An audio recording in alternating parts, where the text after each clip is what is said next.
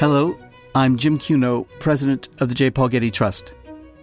Welcome to Art and Ideas, a podcast in which I speak to artists, conservators, authors, and scholars about their work. I didn't want to be an advertising photographer or a fashion photographer. And I actually rang my father from America and said, could I come home, live at home and work in the bar at night? Because I wanted to photograph the Isle of Man. And he said, fine, sure. In this episode, I speak with British photographer Chris Killip.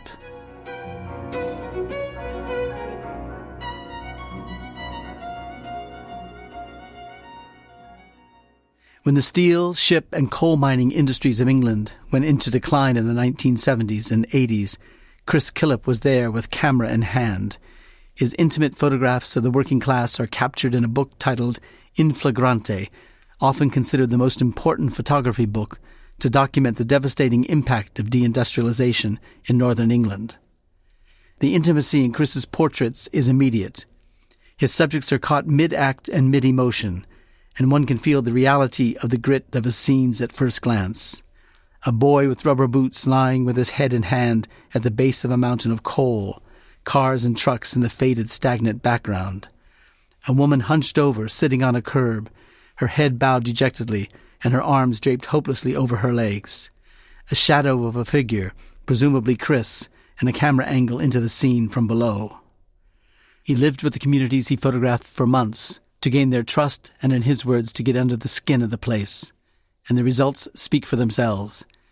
Chris's work is the subject of the Getty exhibition, Now Then, Chris Killip and the Making of In Flagrante, on view at the Getty Center through August 13th, 2017. I spoke with Chris on the phone from Harvard University, where he is professor of visual and environmental studies, about his early life and work as a photographer. Chris, it's great to have you with us this morning. Thanks so much for joining us on this podcast. You were born in Douglas on the Isle of Man in 1946, shortly after the Second World War. I read somewhere that there was an internment camp in Douglas and that it was known as the Artists' Camp because of the artistic and intellectual life of its internees. You couldn't possibly have remembered that because you were born after the war, but you might remember stories about the camp or any lingering after effects of the war growing up in Douglas as a child. Only most memorably, in the First World War, Kurt Schwitter was interned in the Isle of Man at a very big internment camp, which was in the countryside. And he wrote at one point he used to bark himself to sleep like a dog. So there's something about the Isle of Man that made it so attractive as a place for internment camps. Well, no. Well, what was amazing in terms of the First World War, there were many great archaeologists working in English universities at the time, and they were all interred in the Isle of Man. And they did these great digs, exemplary digs in the Isle of Man because they had nothing else to do. And they had a lot of unpaid labour who were only too happy to leave the camp and go and help them dig. It's quite interesting to see sort of the extent of the excavations in the Isle of Man and how brilliant they are. But that's thanks to internment. I see. But was there any kind of lingering social effects of the war on the life in Douglas? No, the internment camps in the Isle of Man, particularly in the Second World War, weren't too strict. They were in boarding houses and people, weren't going to escape. It was an island. And I don't think it was too odious for anybody to be interred in the Isle of Man at that time. Also, rationing in the Isle of Man wasn't strictly observed because there was plenty of fish and it was lots of farming, lots of food. So nobody suffered unduly in the Isle of Man during the Second World War. Well, tell us more about the social and economic character of the Isle of Man when you were growing up. What was it like to grow up there? Well, when I grew up in the Isle of Man, it's very different than it is now. It was a much poorer place and very much a seasonal sort of activities, meaning fishing. It was the centre of herring fishing. Herring is a migratory fish, and it starts off in the north of Scotland. And the fleet from Ireland, England and the Isle of Man follow the herring for the season, and they end up in the middle of the summer in the Isle of Man. And then later they have to go through to the east coast of England for the residue of the herring. And the Isle of Man in the summer had this strange economy where there was a surplus of agricultural food and many, many holidaymakers who were all channeled to the Isle of Man from the north of England. There's the industrial north of England where you had wake weeks, where people were brought by train to the boat and then sent to the Isle of Man on their holidays, their 1 week or 2 weeks holidays. And the wake weeks for these towns like Blackburn, Burnley and all these towns in the north were all staggered. So it was a different week, there was a different wake week. And Glasgow was another one. And if you went down to the promenade in the Isle of Man, some which I did as a kid, you could tell when the Glasgow ship workers were in, because some people were bent double walking along, and they were the rivet catchers in the shipbuilding yard, and they had these industrial deformities, basically. And you could see a lot of people from the Lancashire cotton mills were deaf, and there was a lot of sign language going on. So you had all this sort of strange observation of the English working class, which, being Manx, you were not part of. I mean, I was working class in a Manx sense, but not in the Northern English industrial sense, the industrial working class. What was it like to be working class in a Manx sense? Well, you had no sense of class in the Isle of Man.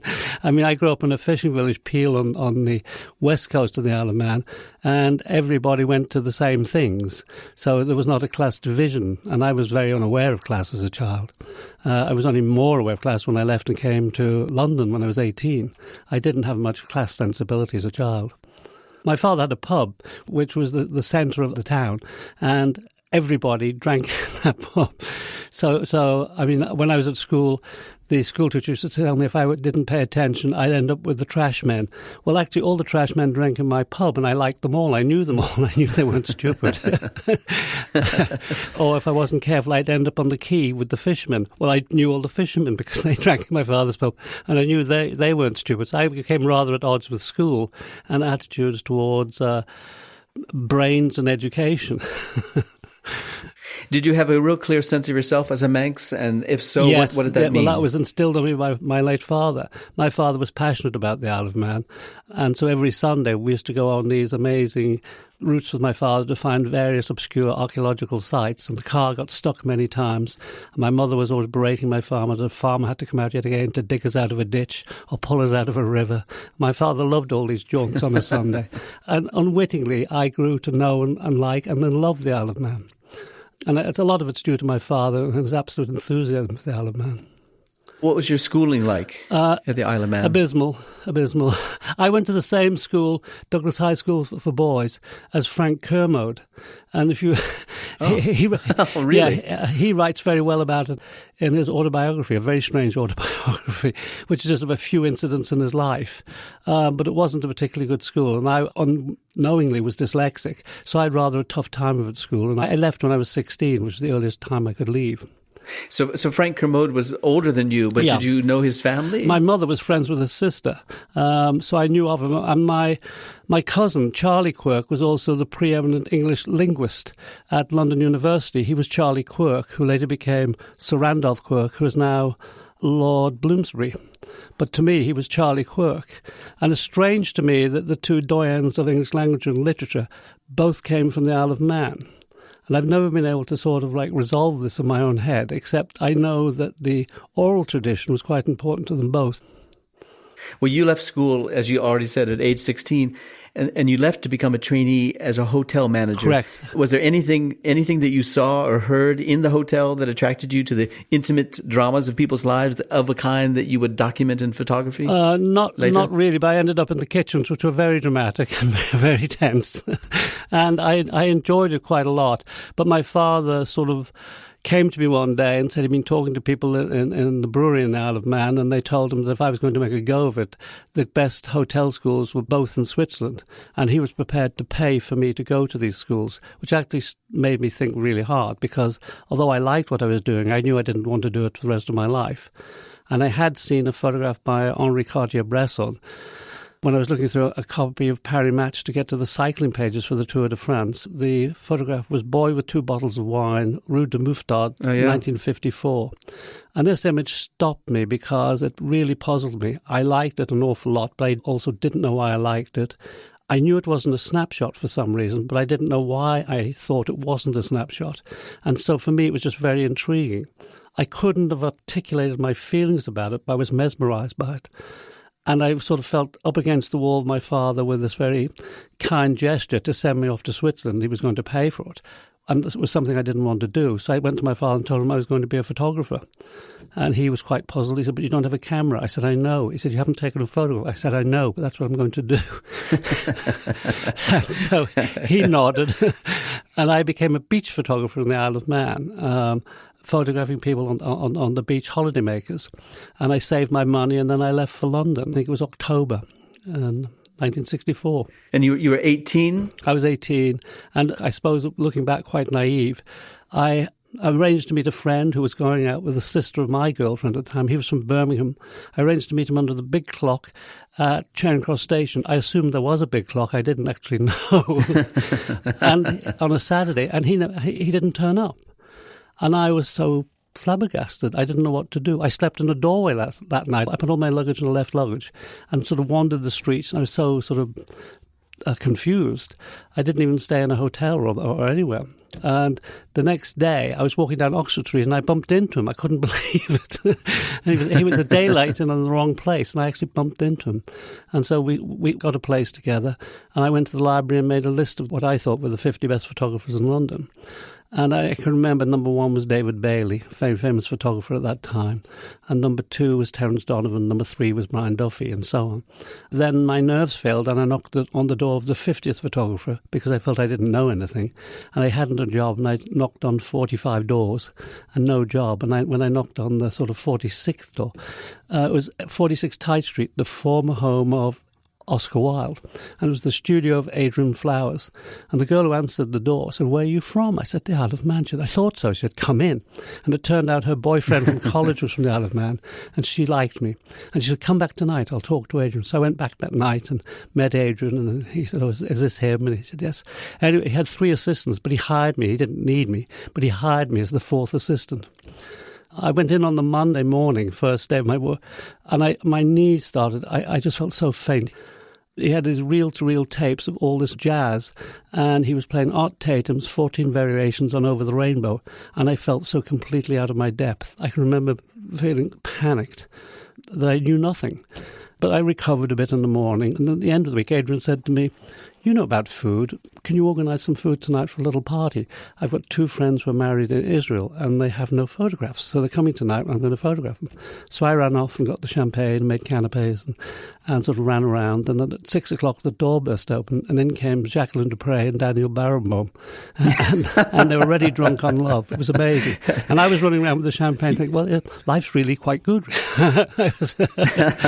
You've lived a charmed life, Mr. Killip. I had no idea how lucky I was to end up with this man in the studio.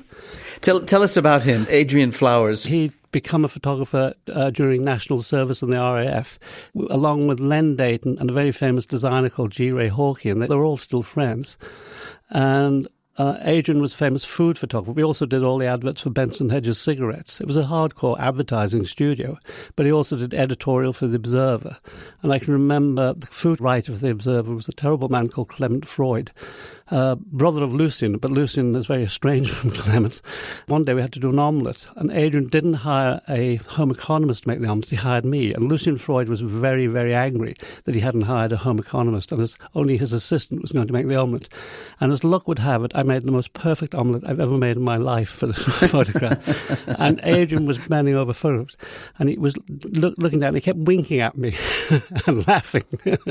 And Freud was sort of mumbling to himself, but the photograph was very good. Adrian would actually ask me after every photograph made, what did I think of it? And I'd actually, in my terrible arrogance, would criticise it. And I had no idea what he was doing for me, which was giving me confidence. He was making me talk about things and building my confidence. He was actually, in fact, as I now know, a very good teacher. Did you take any photographs for him? No. At Christmas, he gave me a camera, my first camera. It was a Pentax, and then I photographed myself. I never photographed for him. I was assisting him in the commercial jobs that he was doing. Well, in 1969, shortly thereafter, you went to New York, and I read that you saw an exhibition of photography at MoMA, at the Museum of Modern Art. What was that exhibition, and why was it so memorable? Well, because I'd never seen an exhibition of photography before. There had only been one exhibition in Britain before that, and that was the work of Henri Cartier-Bresson at the V&A, but I never saw that exhibition. And in New York, I went to the Museum of Modern Art, and ironically, the exhibition that was on at that time was Bill Brandt. Bill Brent from England. Oh, gosh. Yeah, but what really changed my life was not that. It was the permanent collection. It was seeing these amazing photographs from the 19th century and the 20th century, particularly people like Paul Strand and Walker Evans, and just seeing them so intently presented. And realising at the end of the day I could do photography for its own sake. I had no idea what I wanted to do in photography, except I didn't want to be an advertising photographer or a fashion photographer. And I realised you could just do it. And this was such a great moment. And then later that night, I was scratching my head, do what? And I actually rang my father from America and said, could I come home, live at home and work in the bar at night? Because I wanted to photograph the Isle of Man. And he said, fine, sure. And so he was my unspoken patron. So I came home, I worked in the bar at night and went out and photographed, used his car. He always had gasoline in the car, and he also paid me. And I would come home each day at about around 6, develop the film, have something to eat, and then work in the bar. I had one very funny moment one night. I was friendly with a man who was my greatest sort of critic in London. It was a man called Norman Hall, who was he was at that time the picture editor of the Times of London. But he was also the main critic, really, or facilitator of photography in Britain. He was also quite strict. He had sort of an acerbic eye. And he took me a bit under his wing. And one night I was behind the bar and the phone went. And that was a coin box outside of the bar. And I picked up the phone and the man said, it's Norman here, Chris. I've got somebody who wants to talk to you. I said, oh, yes, who's that? He said, it's Paul Strand. So I said, oh, good evening, Mr. Strand. He said, Norman's spoken very highly of you. Can you meet me tomorrow in London? I said, oh, I'm afraid I can't, Mr. Strand. I didn't have any money. I couldn't just fly to London. And he couldn't understand why I couldn't turn up the next day to meet him. And then everybody was shouting for their drinks at the same time. And I said, Mr. Strand, I have to go now. It's been very nice talking to you. Bye-bye. It was a very, very funny but very awkward moment. I would have liked to have met Paul Strand. He was staying with Norman, I'm sure. But I didn't. Well, 2 years later, you were back in New York, and a gallerist named Lee Whitkin commissioned from you a portfolio of your Isle of Man work. So you had a body of work that you could show him. What kind of work was that? That was the first of the work that I was doing in the Isle of Man. Lee was quite strange. He was the first commercial gallery photographer in New York. And he liked my work. It just coincided when he was starting a series of portfolios with a man called Dan Burley, who was a collector. And he said, did I want to do a portfolio? And I said, yes, I'd love to, on the Isle of Man. I was going to go back and work, and then he and I together would select the images for the portfolio. And we sat down, and he told me how much he'd pay me, and I agreed. It was great. And then he wrote me a cheque for half the money. So I went back to the Isle of Man with half this money. I think this was something like October. In May, I got a letter from him saying, I've been thinking about you. You must have run out of money by now. Here's the other half. And he paid the whole amount. He didn't have a photograph. And it enabled me to carry on. And then the following October, which is more than a year later, I went out with more pictures to show him. And from then we selected a portfolio. But it seemed strange that nothing was written down. And I had all the money, and he had no pictures, which wouldn't happen now. It wouldn't happen like that now. No. When you look back at that work, what does it seem to you now? When I look at it, the Isle of Man work, the early works from the 70s, early 70s, it seems elegiac, as if you're capturing a culture or a way of life that was disappearing. Did you have that sense of it when you were taking the pictures? Oh, for sure, because in the 70s, the Isle of Man had declared itself a tax haven. Now, tax was low in the Isle of Man because people didn't have that much money. But the government in the Isle of Man were rather desperate because the holiday-making industry was going into decline because a man called Freddie Laker started off the cheap flights to Spain, and the English working class were not getting funneled into places like the Isle of Man and Blackpool. They were going to the Sunshine for the same price in Spain, and they knew they'd have to try and do something to revive the economy. And so this promotion of the tax haven became a very big business, and I realised that if this took effect, it was going to change the Isle of Man quite radically. And so I sort of very consciously went after sort of the Isle of Man that I knew, feeling that it was going to be jeopardized. And these portraits of the individuals that you have, these are people that you knew intimately? No, I didn't know them. And some of the people are related to me. Some are very distant relations, because I didn't realize I was related to them. But a lot of them had no idea who I was. And people would ask me this, which I thought at the time was a very strange question. Like, who is your grandmother on your father's side and your grandfather on your mother's side? And I used to reel off who they were, that my father was the son of the miller in Lexie, and my grandmother was a quirk from Cronkervoddy, a Cronkervoddy quirk. It's the same as Randolph Quirk, Lord Bloomsbury. And people would then digest this and then allow me to photograph them. And I used to think, how do they think they know me just by knowing that? Now I think they might know quite a lot about me by knowing that. But at the time, I used to be quite mystified by the fact that this gave them the confidence to allow me to photograph them. But it allowed them to locate me. And in the Isle of Man, that's quite interesting, because I can go into a bar in the village I grew up in, Peel, and stand and look at young men standing there, and I know who they are, meaning I know which family they belong to just because of their physical characteristics. I can recognise them as being the Quirks from Northview or a Crellin or whatever it is, or the Tears. They're all recognisable types to me, and they would have no idea who the old guy was standing at the other end of the bar. But the photographs are beautiful in their composition, beautiful in capturing the play of light across the surfaces and the articulation of the different textures of clothing and stone and doorways and things. They're beautifully printed as well. Did this commission that you got from Lee Whitkin, did it allow you to do a higher level of printing than you'd done before because you had resources now for the chemicals and the paper? The big difference was when I first photographed there, I used a 35mm camera, and I came back and I showed them to the main picture editor in London, a man called Bill Jay at the time, and he looked at them and he said, well, they're fine, but I think you're crazy. You've got a 35mm camera on a tripod, which is complete lunacy. Why don't you use a plate camera? And I was quite indignant, but that night it worried me that he might be right. So the next day I hired a plate camera, went back to the Isle of Man, and on the first picture that I took, which is actually of the miller from the Golden Meadow Mill, I realised he was right. As I was taking the picture, I thought, oh my goodness, I'm doomed to carry a plate camera. And it was quite true. And it was a great help to me, and also slowed me down and made me think more consciously about the photography in the way that I was archiving people. The detail on a 4x5 is considerable. And so it really did affect me. When I finished photographing the Isle of Man, I wanted to get away from the tripod and change my photography, and I made a great effort to do that. But for the Isle of Man, I stuck with it. When I look at those pictures now, I actually think of the Isle of Man pictures as something like a butterfly collection. Like they seem to be like pinned down on the page like butterflies. Well, over the next 4 years, you were back in England, and you got a commission then from the Arts Council to photograph a couple of cities, Huddersfield and Bury St. Edmunds. And then you got a fellowship and moved to Newcastle upon Tyne, where you worked for some 10 years. So you're now back. How did it feel to be divorced from your youthful subject matter and to be engaged in a commissioned project to document an English city? It was great, because I really did. When I finished the Isle of Man, I wanted to change my photography very much. And I didn't know how to do it, but knew I could do it through working. And so when I went to Huddersfield the first place, I really tried to change and get away from the static thing of being on the tripod. And then in the northeast, I really moved away from that. And also I was very glad to be in Newcastle, because it's the furthest you can get away from London.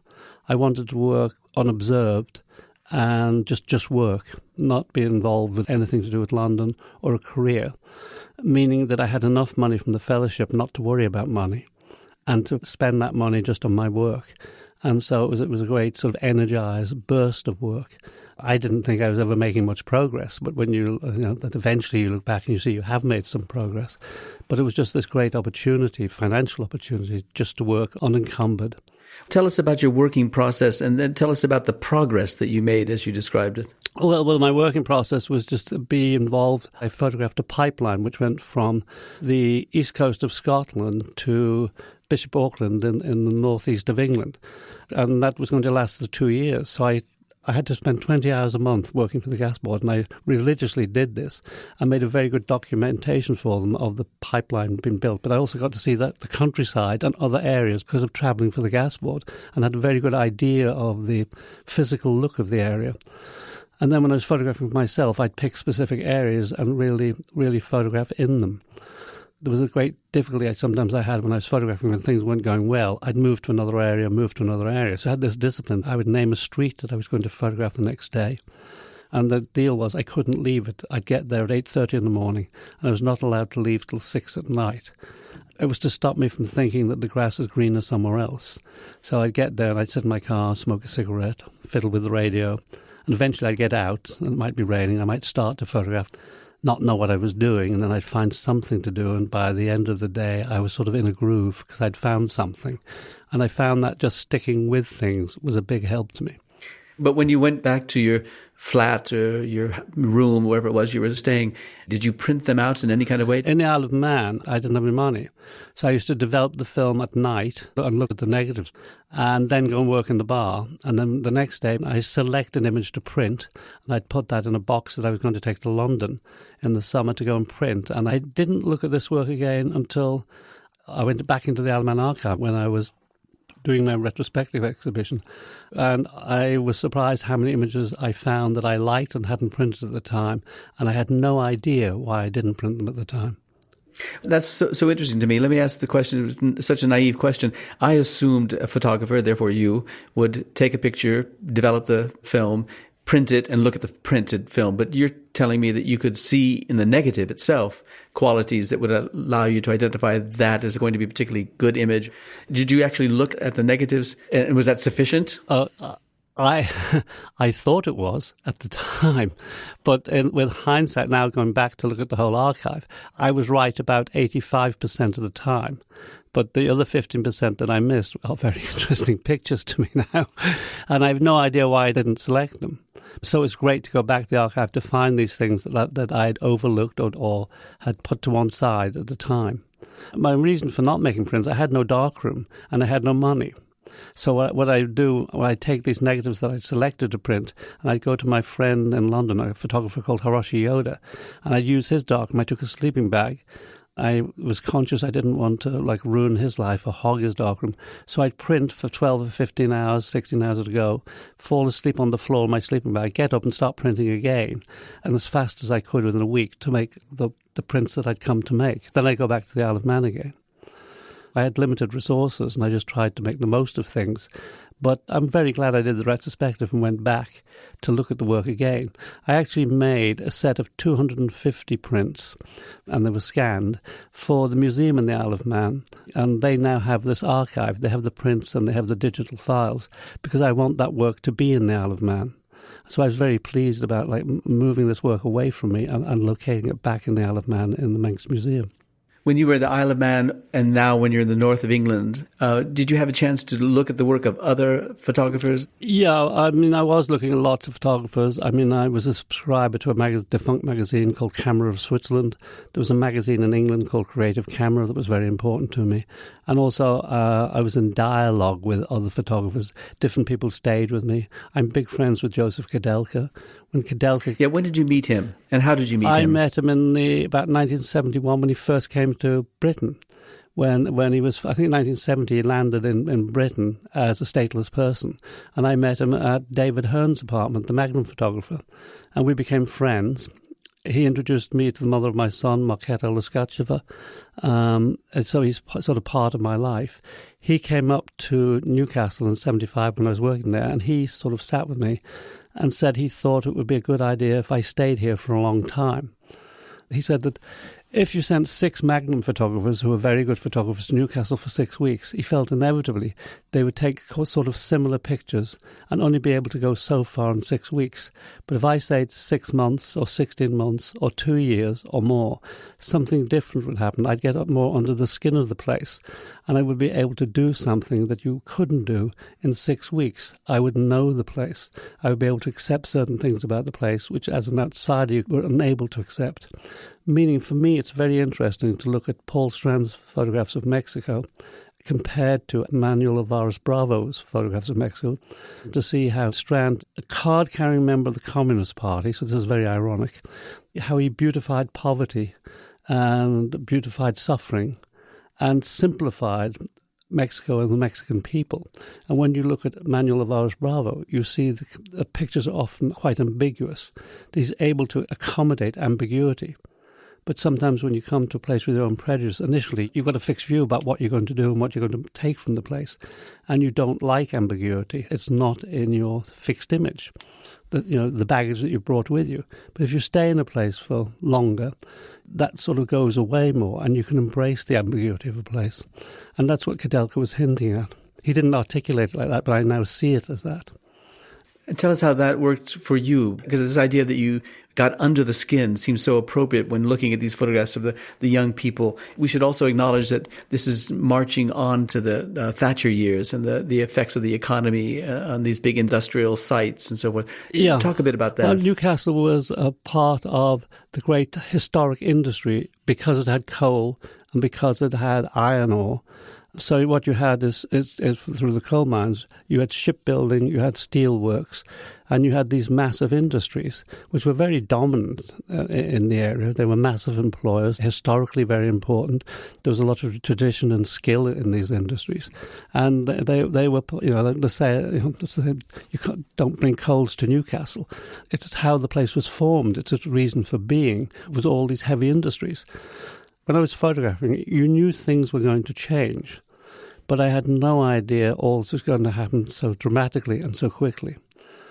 I was obsessed with the shipyard Swan Hunter, and the management wouldn't allow me to come in because I wasn't from anywhere. I wasn't from any recognised institution. And so they refused me permission to photograph within the yard. But I could access the yard because you could look over the wall at what they were doing. And they had little jetties down on the river, which I could stand on and photograph the people building the ships. And I obsessively photographed this, thinking this is not going to last forever, but not knowing how true my words were. When I did a show at Le Bal in Paris, the director of Le Bal was looking at my work, and it showed a street in Wallsend, which is the shipbuilding capital around Swan Hunter's shipyard. One picture was 1975, and another picture was a demolition of all this area. It was 1977. She said, "Surely, Chris, you're wrong on that date. That couldn't have happened so quickly." And I was in Paris, and I was thinking, well, wait a minute. Is she right? I don't know. And then I thought, well, wait a minute. I moved over to the other side of the river in 1981. Maybe she is right. And she kept telling me that this couldn't have happened so quickly. Actually, in the show, I changed the date to 1981 for the demolition, thinking I was wrong. And when I came back, I went to my negatives. No, I was right. It was 1977.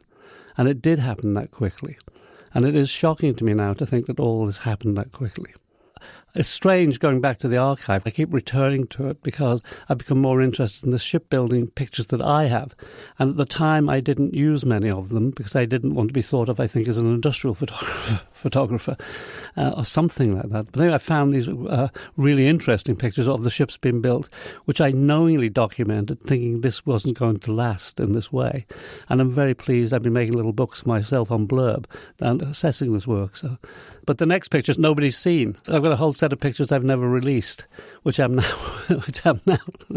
now bringing out. It's quite strange, me in the archive. I found a set of contacts in a box, which I'd put away. And they're of a place in 1985, which was the punk venue in the northeast, which is called The Station. It was an old police social club on waste ground in the centre of Gateshead, and it was run by an interesting group of people called the Gateshead Music Collective, who were these quite together young people who were punks, and they had their own venue, and this was the venue at night on Saturday, but it was also a rehearsal room for all the punk bands.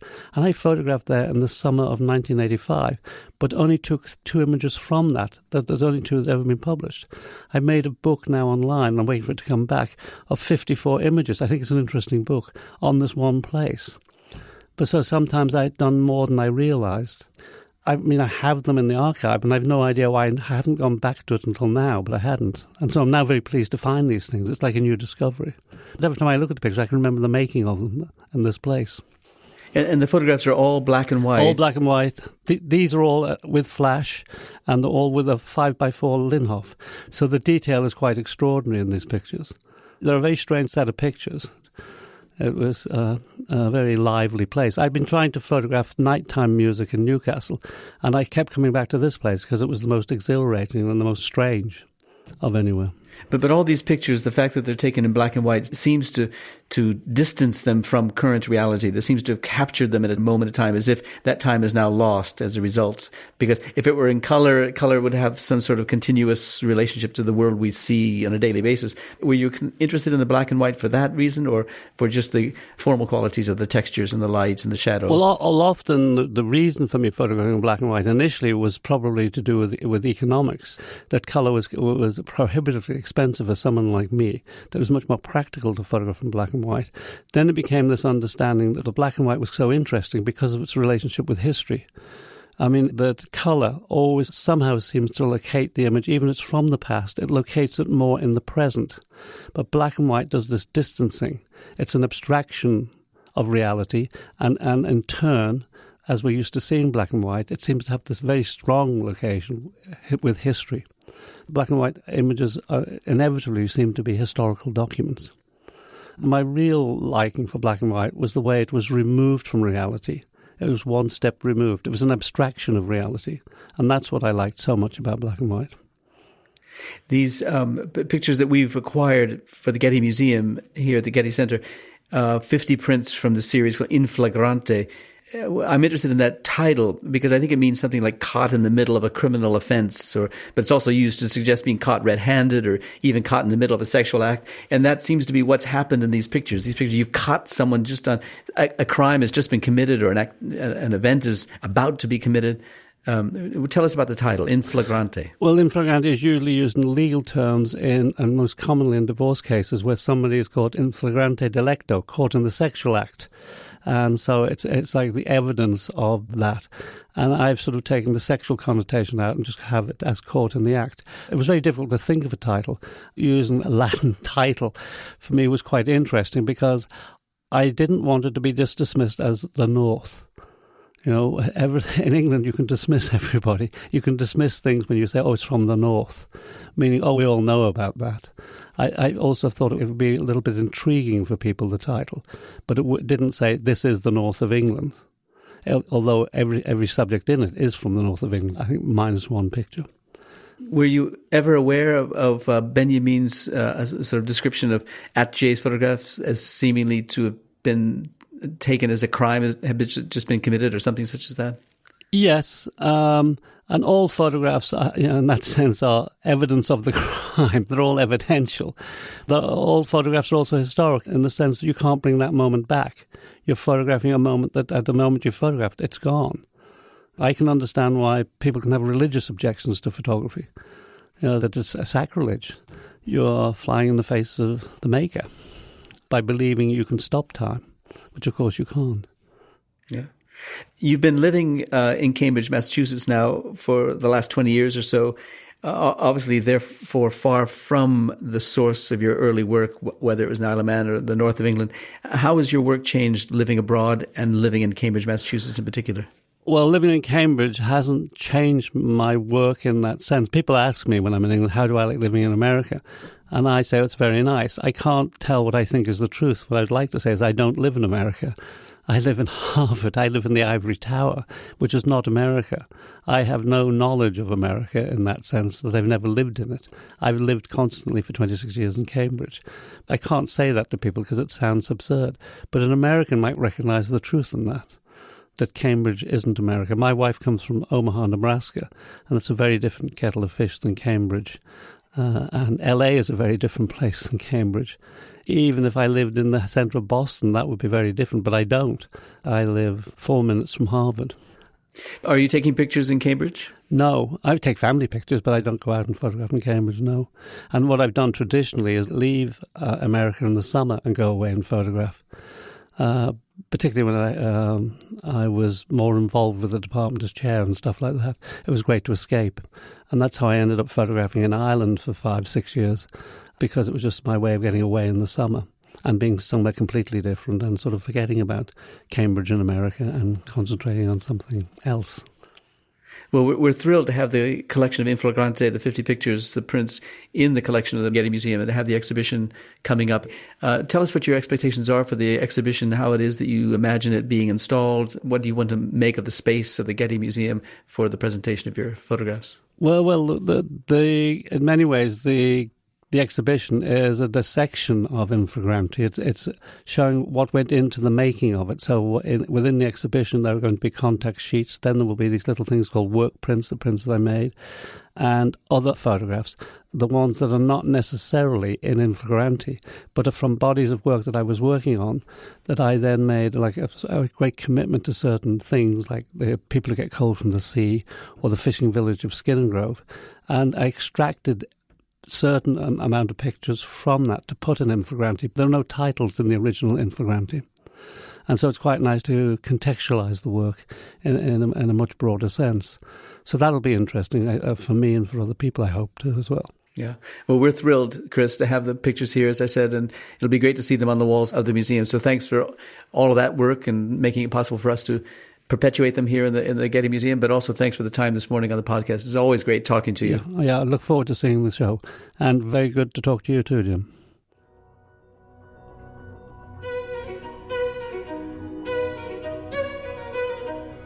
Our theme music comes from the Dharma at Big Sur, composed by John Adams for the opening of the Walt Disney Concert Hall in Los Angeles in 2003. It is licensed with permission from Hendon Music. Look for new episodes of Arts and Ideas every other Wednesday. Subscribe on Apple Podcasts or Google Play Music. For photos, transcripts, and other resources, visit getty.edu/podcasts. Thanks for listening.